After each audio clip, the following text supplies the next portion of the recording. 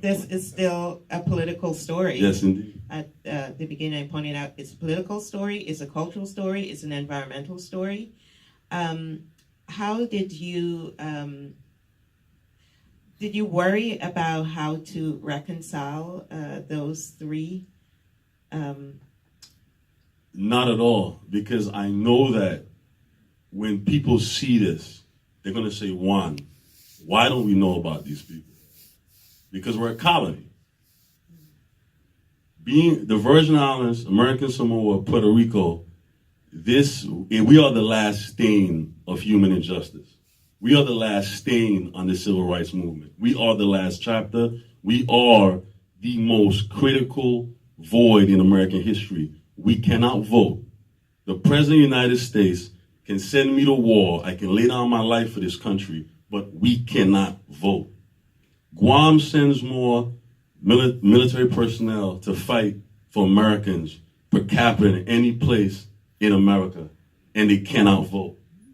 We cannot vote. I cannot vote.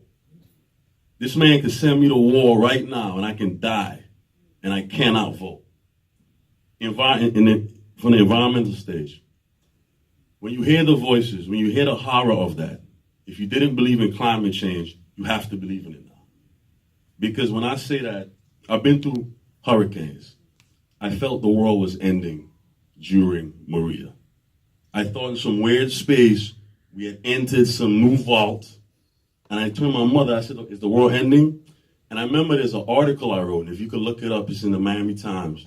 And at the end of the article, I literally write, it was my eulogy. I write it in the fashion that says, if I'm not here, I wrote the whole thing while Maria was coming. And in my mind, I already saw Irma. So I said, wow, okay, I see what can happen here. So when the second one came, I officially felt that, okay, we entered some weird space. We're like going to be the first to go. And I remember writing that saying, if I die, this is what I want to be represented by when I go. So I know that when you hear the experiences of the type of damage, these were not normal storms. And it's been proven people in the Caribbean are going to be we're going to be the first to be affected. I feel we saw in the Virgin Islands the first of what's coming with climate change. The first. And the other thing was cultural, you said, political, and from a cultural standpoint. We in the Caribbean, who knows anything about the Caribbean? I mean, we do. I mean, we know our stories, but if you look at Caribbean culture, we get a little segue in. Like I remember growing up watching films and it would be the Jamaican guy with the Jamaican accent and he'll offer like some comic relief. And everybody would think his accent is funny. We're not funny. There's more to my home than beaches, getting drunk for your spring break, and postcards.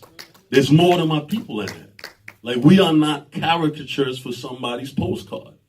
And so from a cultural standpoint, we're this forgotten tribe of people that my father, Joseph Bailey, left Trinidad with nothing, went to the Virgin Islands, built a business. My mother was a maid. These people are magnificent, beautiful people. We are professionals in the Virgin Islands, in the Caribbean. We are not busboys. We're not people in flower shirts here to serve you rum punch. And I'm not knocking anyone with that type of job. It's a job. But we're more than that. So from a cultural standpoint, this film, the people are going to enter. When you see the magnificence, the brilliance of these people when they're speaking, you know we're more than that.